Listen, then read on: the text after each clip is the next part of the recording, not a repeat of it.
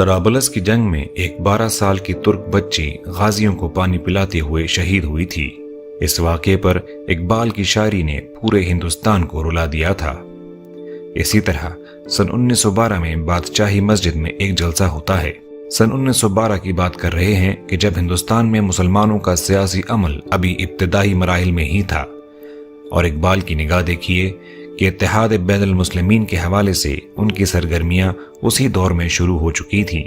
جنگ طرابلس کے حوالے سے بادشاہی مسجد لاہور میں انہوں نے ایک نظم بھی پڑھی، یعنی اس نظم میں اقبال حضور علیہ الصلوۃ والسلام کی خدمت میں ایک تحفہ پیش کر رہے تھے، اور جب انہوں نے یہ شعر پڑھا تو اس کے بعد بتایا جاتا ہے کہ پوری بادشاہی مسجد میں لوگ دھاڑے مار مار کر رونے لگے۔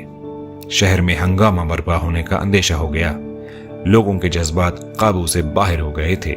اس کے بعد مسلمانوں کے وفد امداد لے کر ترکی جانا شروع ہوئے۔ عورتوں نے اپنے زیور بیچ دیے، مسلمانوں نے اپنی جان، مال، عزت سب کچھ ترکوں کی مدد کے لیے داؤ پر لگا دیا۔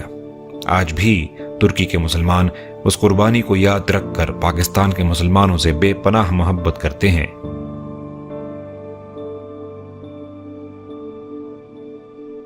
بر صغیر کے مسلمانوں میں خلافت سے محبت کی یہ آگ لگانے والے علامہ اقبال ہی تھے۔ اقبال خود فرماتے ہیں کہ اگر میں چاہوں تو پوری امت میں آگ لگا سکتا ہوں، لیکن میری قوم ابھی اس بوجھ کو برداشت کرنے کے قابل نہیں ہے، ابھی وہ منظم نہیں اور فساد پھیلنے کا اندیشہ ہے، لہٰذا میں احتیاط سے کام لے رہا ہوں۔ علامہ اقبال نے جب پیام مشرق لکھی تو اسے افغانستان کے بادشاہ امان اللہ خان کے نام معنون کیا۔ لوگوں نے اس پر بھی یہی سوال کیا کہ آپ نے اسے امان اللہ خان کے نام کیوں معنون کیا؟ اقبال نے فرمایا کہ وہی اس وقت کے ایک واحد آزاد مسلمان ریاست کا سربراہ ہے، باقی پوری مسلمان دنیا غلام ہو چکی تھی، حتیٰ کہ مکہ اور مدینہ میں بھی خلافت کے خلاف عرب قبائل کی بغاوت برپا تھی۔ اقبال کو مسلمان حکمرانوں سے بہت امیدیں تھیں۔ انہوں نے خاص طور پر افغانستان کے بادشاہوں پر بہت زیادہ کام کیا۔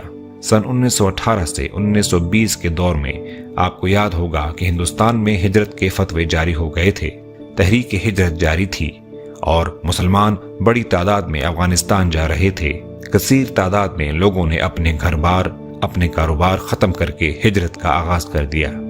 یہ تحریک یوں برپا ہوئی تھی کہ چونکہ انگریزوں نے پہلی جنگ عظیم کے بعد مسلمانوں کے ان تمام علاقوں پر قبضہ کر لیا تھا جو مسلمانوں کے لیے متبرک تھے، قبلہ اول بھی انگریزوں کے پاس چلا گیا تھا اور خلافت عثمانیہ کو بھی توڑ دیا گیا تھا۔ چنانچہ انگریزوں کے خلاف اتنا غصہ تھا کہ کچھ مسلمانوں نے یہ فیصلہ کیا کہ اب وہ انگریزوں کی غلامی میں زندگی نہیں گزاریں گے، لہٰذا بڑی تعداد میں مسلمان افغانستان ہجرت کر گئے۔ سن 1928 میں جب بچہ سکہ نے امان اللہ خان کا تخت الٹ دیا اور جنرل نادر شاہ یورپ سے افغانستان اپنی حکومت واپس لینے کے لیے جا رہے تھے، تو علامہ اقبال لاہور ریلوے اسٹیشن پر ان سے ملاقات کرتے ہیں اور اپنی زندگی کی تمام جمع پونجی 10,000 روپیہ نقد نادر خان کو دیتے ہیں تاکہ وہ اس سے عسکری مہم کا خرچ اٹھا سکیں۔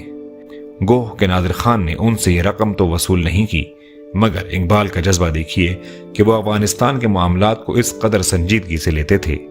وہ آنے والے وقتوں میں امت مسلمہ کے حوالے سے افغانستان کے کردار کو دیکھ رہے تھے۔ آج اقبال کی قبر پر جو کتبہ نصب ہے وہ بھی جنرل نادر شاہ غازی کی طرف سے تحفے کے طور پر بھیجا گیا تھا۔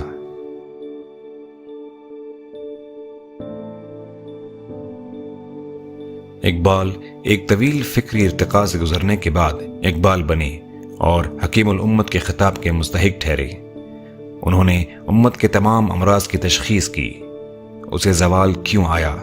معاشرتی، فلسفیانہ، تکنیکی، غرض یہ ہر پہلو سے انہوں نے دیکھا کہ مسئلہ کہاں کہاں ہے، امت کی روحانیت کیوں گم ہو گئی، کہاں ان کا قرآن سے تعلق ٹوٹا اور کہاں ان کا اخلاقی، سیاسی، معاشرتی اور معاشی زوال شروع ہوا۔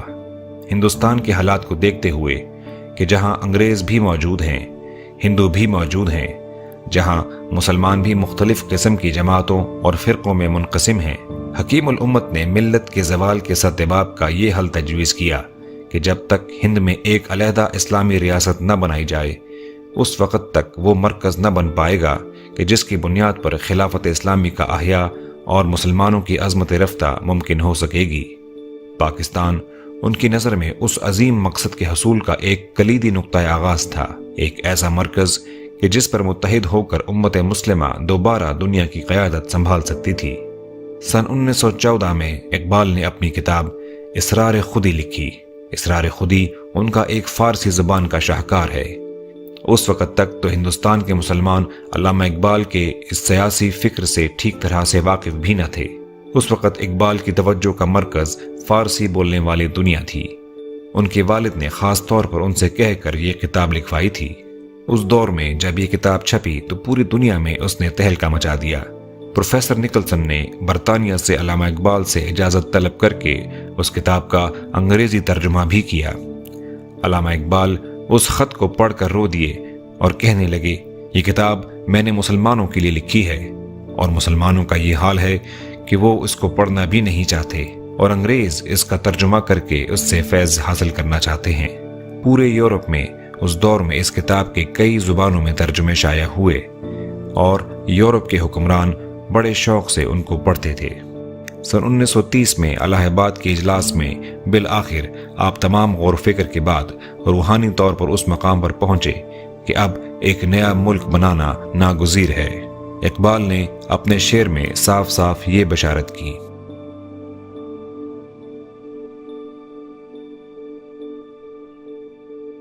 یعنی میں کوفہ و بغداد کی طرف نہیں دیکھ رہا، بلکہ نئی بستیاں آباد کرنے کی بات کر رہا ہوں۔ ان کو اشارہ ہو چکا تھا کہ ہندوستان میں اہل نظر اب ایک نئی بستی آباد کریں گے۔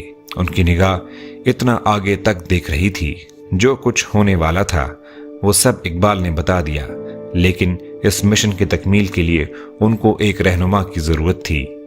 مفکر اور فلسفی تو وہ خود تھے ہی، اب ان کو ایک ایسا سیاسی لیڈر چاہیے تھا کہ جو مسلمانوں کی قیادت سنبھال سکے۔ اس کام کے لیے ان کی نگاہ قائد اعظم پر پڑی۔ قائد اعظم تب تک مایوس ہو کر ولایت جا چکے تھے۔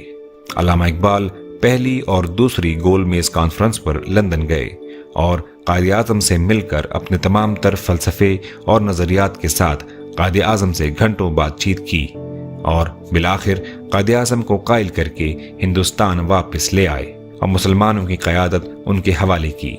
علامہ نے اپنی پورے علمی اور روحانی مقام کی طاقت قائد اعظم کی پشت پر کھڑی کر دی، تاکہ اس عظیم مقصد کی تکمیل کے لیے قائد اعظم کی حفاظت و حمایت کی جا سکے۔ اس کا ذکر ہم کتاب کے دوسرے حصے میں تفصیل سے کریں گے۔ کانگریس اور ہندوؤں کے وفود آ کر علامہ اقبال کو ورغلانے کی کوششیں کرتے کہ آپ مسلمانوں کے اتنے بڑے مفکر اور فلسفی ہیں، آپ خود لیڈر کیوں نہیں بن جاتے؟